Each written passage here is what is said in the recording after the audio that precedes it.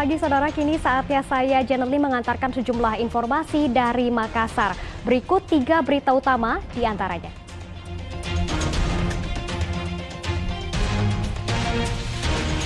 Kawanan geng motor serang permukiman warga di Kota Makassar.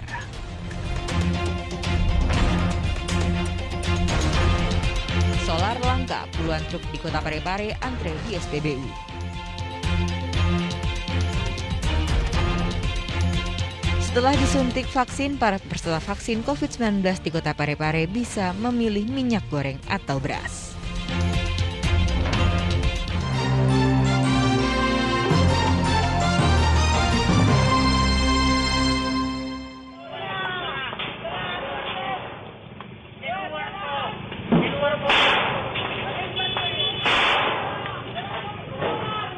Video penyerangan bersenjatakan parang dan anak panah dilakukan oleh kawanan geng motor di perumahan Pepabrik Kota Makassar 11 Maret lalu viral di media sosial.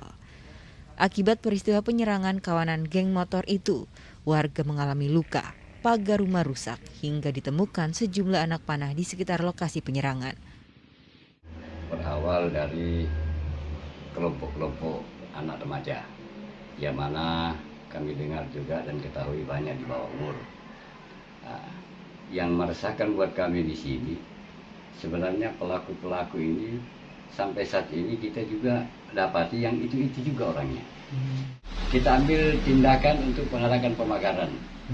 Setelah itu kita buat suatu pengamanan untuk security. Kita pakai 2 orang di sini. Tapi ya tetap juga artinya mereka rusaki. Pak, kalau boleh tahu Pak, ada berapa orang yang melakukan penyerangan di sini? Pelaku itu berkelompok. Dia kadang-kadang itu pelaku sampai berjumlah 20 orang. Naik motor ya Pak? Naik berkendara motor berbonceng 3. Penyerangan itu yang kami amati selama ini selalu diadakan pada hari jam di atas jam 12. Polsek Biringkanaya telah menerima laporan penyerangan itu. Pihaknya kini tengah mengidentifikasi para pelaku dan mendalami motif penyerangan. Ya, secara resmi sudah melaporkan, yaitu terhadap pengrusakan karena ada jendela orang yang pecah dan ada yang terkena busur pada bagian kaki. Langkah dari polisi sejauh ini apa sih? Ya, dengan adanya kejadian tersebut dan bermodal CCTV, kami dari Polsek Biringkanaya memerintahkan daripada reserse dan khususnya Resmob melakukan identifikasi terhadap pelaku dan dari hasil CCTV dengan harapan kita dapat mengidentifikasi pelaku dan melakukan pengejaran kemanapun dia pergi. Untuk motif saat ini masih kami dalami, tapi kalau kami lihat iramanya mungkin ini akan mau terjadi suatu perang kelompok. Tapi kita akan berusaha untuk meredam kegiatan ini, kita akan coba untuk memberikan sosialisasi kepada masyarakat agar tidak ada atau tidak meladeni aksi-aksi provokasi yang dilakukan terhadap pemuda-pemuda ini. Warga perumahan Pepabrik pun merasa resah karena penyerangan kawanan geng motor yang kerap menyasar permukiman warga. Mereka berharap polisi segera menangkap para pelaku. Zainuddin melaporkan dari Kota Makassar.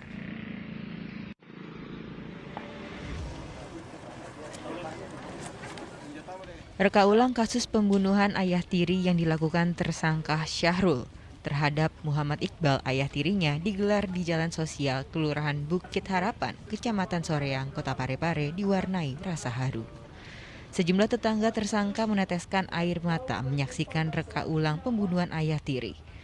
Syahrul, 19 tahun, ditetapkan menjadi tersangka setelah menghabisi ayah tirinya, Muhammad Iqbal, 36 tahun. Tetangga tersangka Rusmiati mengatakan mengenal tersangka sebagai anak yang baik dan penurut. Bahkan tidak pernah bermasalah dengan orang yang ada di lingkungannya. Itu karena anak-anak baik. Orangnya orang baik. Iya, orang baik. Bagaimana kesehariannya Bu? Ya kalau dimimin ketahu saja. Dan kesiap. Dan ikut-ikut orangnya.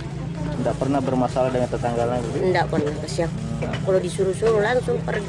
Kalau almarhum kita lihat bagaimana Bu? Tidak salah almarhum. Tidak. Kalau yang pelaku ini sering ada masalah dengan tetangga itu bagaimana? Tidak pernah baik orangnya. Baik orangnya itu anak yang baik. Kalau dimimin ketawa saja, pendiam orangnya. Penurut juga. Iya, penurut kasihan. Pelaksanaan reka ulang ini dikawal ketat aparat kepolisian Resor Parepare. Sebanyak 23 adegan diperagakan tersangka saat menghabisi ayah tirinya. Pihak kepolisian menyebut peristiwa berdarah itu dipicu rasa dendam tersangka kepada korban. Ada 3 tusukan, jadi tusukan pertama itu dia lakukan penusukan. Setelah itu korban langsung terjaga dalam ini, dia sadar karena dia dalam keadaan tidur. Setelah itu langsung disikat lagi kedua dan ketiga. Jadi dalam hal ini ada 3 kali tusukan dalam waktu yang bersamaan. Ada berapa adegan tadi, Pak? Tadi ada 23 adegan, jadi mulai pada saat pelaksanaan korban datang dan seterusnya sampai sampai yang bersangkutan setelah melakukan penganiayaan dengan cara menusuk, langsung dia duduk di pos ronda dengan ketemu dengan temannya dan dititipi untuk diminta HP dan sendal korban, tersangka. Dalam adegan tadi, Pak, apa penyebab kejadiannya, Pak? Kalau kita lihat kan ini kan anak tiri ya. Ya. Ya kalau kita berdasarkan analisis interogasi kita lihat kayak ada rasa dendam mungkin. Apakah pernah disakiti, Pak? Ya. Sering mengalami kekerasan dalam berdasarkan pengakuan biasa ada dalam pernah ya? Kayak dalam keluarga kan biasa ada riak-riak gitu. Pembunuhan ayah tiri dilakukan oleh anak tiri tersebut terjadi pada 16 Februari lalu. Korban Muhammad Iqbal dihabisi Syahrul menggunakan sebilah badik dengan menikam bagian perut sebanyak 3 kali. Atas perbuatan pelaku, polisi menjerat tersangka dengan pasal 338 KUHP dengan ancaman pidana penjara paling lama 15 tahun. Suwardi Gatang melaporkan dari Kota Parepare.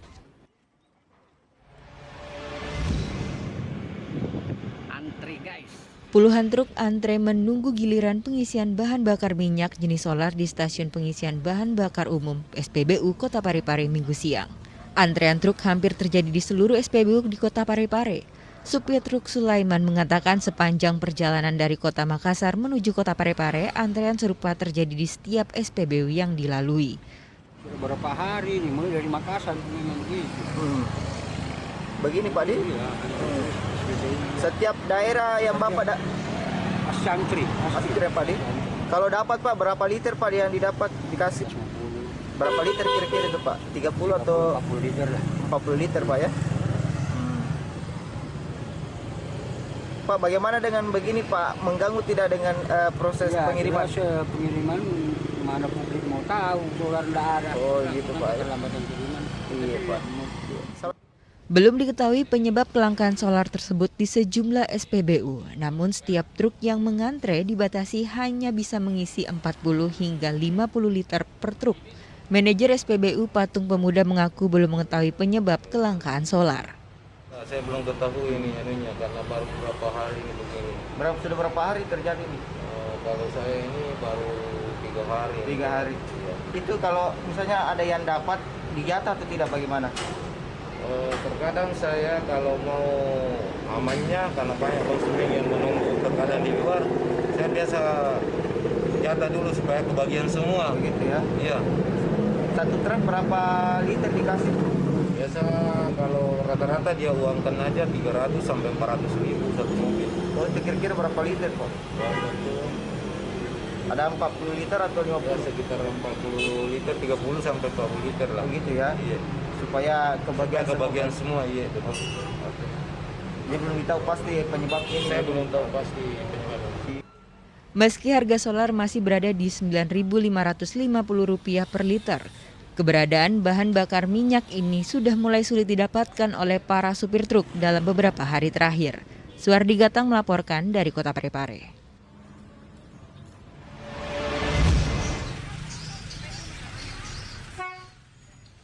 Keberadaan minyak goreng yang semakin langka membuat warga di Kabupaten Sinjai rela mengantre untuk mendapatkan minyak goreng curah. Pemilik toko terpaksa menggunakan kupon untuk membatasi pembelian, yakni maksimal hanya 5 liter per orang dengan harga Rp13.000 per liternya. Pemilik toko juga hanya memprioritaskan pembeli dari kalangan ibu rumah tangga dan penjual gorengan, sementara pengecer tidak dilayani.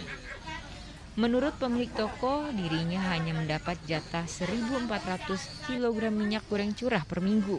Padahal sebelumnya dirinya bisa mendapat jatah 20 gram minyak goreng curah dalam 3 hari.